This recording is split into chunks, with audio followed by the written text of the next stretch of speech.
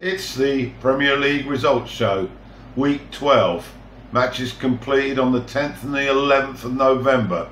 And remember, next week we've got an international break. Let's get started at St James's Park. Newcastle entertaining Bournemouth. Good news for both strikers in opposite camps. Wilson has been picked by Darren Southgate for the up-and-coming English internationals, and Rondon in from the start by Benitez. And after 7 minutes, he rewarded his boss, connecting with a cross from Yedlin. His initial effort was punched out, but the second was converted sweetly, 1-0 to the Magpies. And that man Rondon doubled his tally on 40 minutes, soaring high to head in from a Kennedy cross. So that was 2-0. Begovic denied Newcastle a third before the interval, and Newcastle looked good value for their lead, but in added time, 6th minute of added time in fact, Lemmer headed in a goal for Bournemouth, so it was 2-1 at the break. Now the second half, bit disappointing, but nevertheless Newcastle held their ground, held on for the second consecutive win. So Benitez was absolutely overjoyed. I liked the Newcastle's midfield Korean Key, who used to play for Swansea. He was very impressive, and he's keeping Shelby on the bench. So that was it. Newcastle 2-1. To Selhurst Park. Spurs were in town. No Saha, hamstring problem, and the game was played in torrential rain. The sides were pretty well matched. There were very few clear-cut chances, and the first half was goalless. Now in second half, Foyth, the Argentinian, who on his debut last week managed to give away 2 penalties, this week seemed to want to redress the balance, and he reacted very quickly to some pressure in the box to head home the only goal of the match on 66 minutes. Slop and Townsend had efforts battered away by Lloris, and Palace fought bravely, but Spurs hung on for the win. Now to Cardiff. They were at home to Brighton. It's the first time this fixture's been played in the top flight, and after 6 minutes, Dunk managed to connect with a free kick lofted to the far post, and that was 1-0. Dunk's second goal in 7 days. Okay, but Cardiff responded quickly. Patterson heading in on 28 from a deflected cross. The game changed dramatically a little later on 35 when an awful challenge from Stevens was red carded, so that meant Brighton were down to 10. The emphasis was now on for Cardiff to go for the win. They haven't won too many games this season, and it looked like the Brighton defence had held on to a point. But in added time, Bamba got the opportunity after there was a right old mix-up in the box, and he converted to snatch the win for Cardiff. Waldorf was absolutely delighted on the touchline, and so was Vincent Tan, the owner. So Cardiff 2-1. Then we went to the Foxes, the King Power Stadium. Once again, a very emotional event at the King Power. The first time they played there since the horrific helicopter clash. Well, it wasn't much of a game, to be honest. Leicester did fight tremendously hard to try and get that win.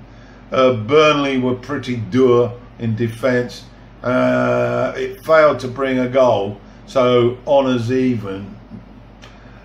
Now to Southampton. St Mary's were at home to Watford, and Hughes is under pressure, so we are led to believe. So they were the much better side in the first half.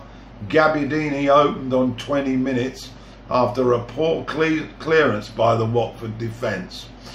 Armstrong nearly added a second, but we got into the second half, and then Austin scored a great goal, and but it was then later chalked off for an offside by Yoshida, who was thought to have had a touch. He was actually in front of the defence, but not interfering with play. And Charlie Austin was absolutely ferocious in the interview about the need for VAR. Anyway, after that, inevitably, Hodgebus equalised with eight minutes from time to grab an equaliser for Watford. Southampton extremely unlucky.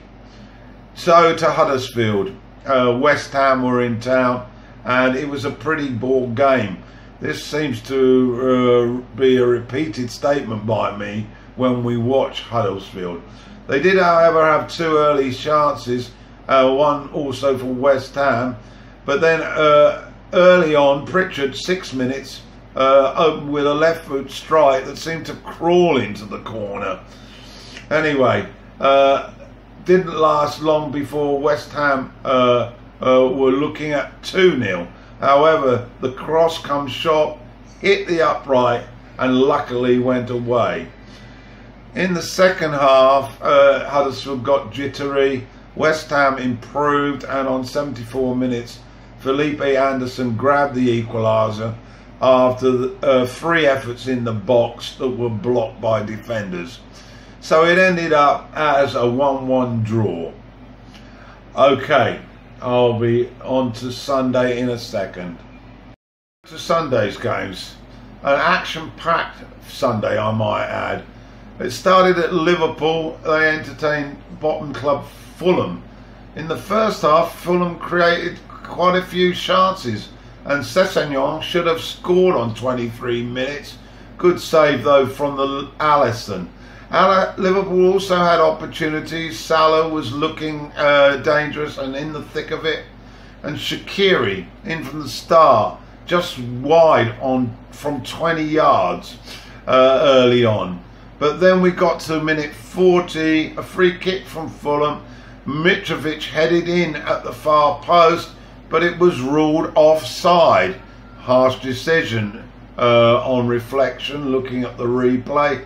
Anyway, Alisson put the ball down. It was still moving, and he pushed it out to the flank, and it quickly moved down the right side. A through pass caught the defence out, and Salah nipped in and slotted it into the goal. 1-0 Liverpool. So it was that at the interval into the second half. Liverpool dominating possession now. Fulham had become a bit more tentative and cautious. Their first half's display was a massive improvement, and defensively they looked quite sound. However, as they became more and more tentative, a second goal duly arrived, and it was a classy side-footed volley from Shaqiri. From then on, they coasted to a 2-0 victory, Liverpool. Klopp very pleased after that calamity in Belgrade in the week. So too, Stamford Bridge. Chelsea were at home to Everton. This was a high-quality game, but unfortunately no goals. Everton deserved the point, matching Chelsea blow by blow. Hazard was back, Barkley on the bench. Early on, there was some nasty challenges from Chelsea's midfield. Jorginho clattered Sigurdsson and should have got a red, and Kante also very heavy. There was also a scuffle between Bernard and Rudiger, which led to apparently a headbutt, but the referee didn't see that and he gave them both yellow. Anyway, the first half there were very few clear-cut chances. Into the second half, Morata was pulled down, no penalty, and William was just wide with a shot. Chelsea were definitely bossing it here now as they went for the winner, and Hazard worked Pickford with 2 efforts. The second, a deflected shot that the England keeper did well to push over. Alonso also hit a post, and Morata had a goal disallowed for offside. So anyway, it ended goalless. Let's go to the Emirates now. Wolves were in town, and after 13 minutes Arsenal lost possession just inside their own half. Wolves countered quickly, nice interchange of passing, and Cavallero on the 6-yard box converted 1-0 Wolves. After that there were chances at both ends. A Lacazette shot was blocked, and then 2 good saves by Leno, who continues to keep check out of the goal. He denied Wolves a second before the break. Into the second half, and Bellerin missed a good chance to level things, and another effort from O'Banion hit a post, and they were likely to rue that error, but not a minute of it. There was a breakaway from Giotto, another good save by Leno, but on 86 minutes, Mkhitaryan, who was on as a sub, was just outside the box on the left. He hit a cross-come shot, and it went through everyone and ended up in the net. So that was Arsenal's equaliser. It was still action-packed. Wolves had chances to win it. Traore one-on-one was thwarted again by Leno, and Gibbs-White hit a post in the last minute. Arsenal a bit fortunate, I think, but a great point for Wolves. So let's get to the last game, the Manchester derby. Well, I have to say I'm a Manchester United supporter, but United was second best from minute 1 to 90. City dominated the early exchanges. Silva was looking extremely skillful, and on 12 minutes he scored the early goal after a piece of possession by City, with United's defence chasing shadows. Amazingly, we got to the break 1-0. United did improve defensively, I'll give them that, but City were still in charge. Particularly good was Fernandinho. Anyway, into the second half, and United slow out of the blocks again, got caught with a neat 1-2 by Mahrez and Aguero, and Aguero rifled it into the roof of the net to make it 2-0. Lukaku was brought on, and he made an immediate impact on the game.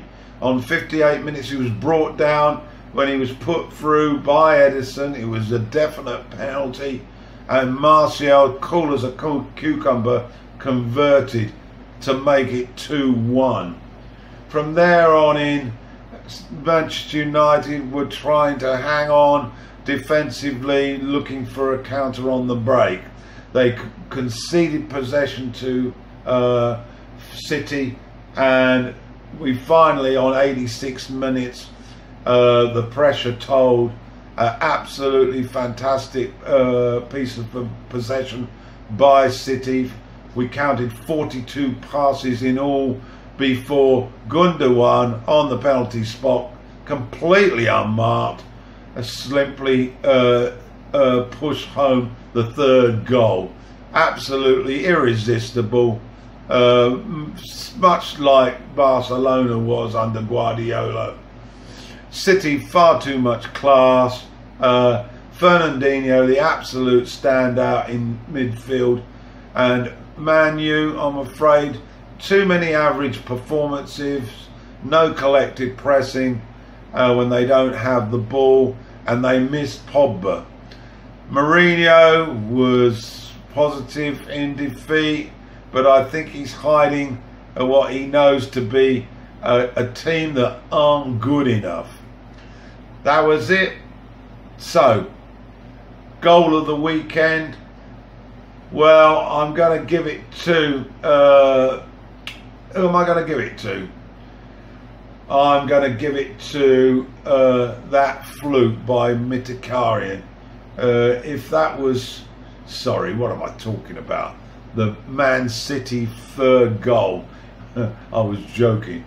Absolute thing of beauty. That's the goal of the week, Gundogan.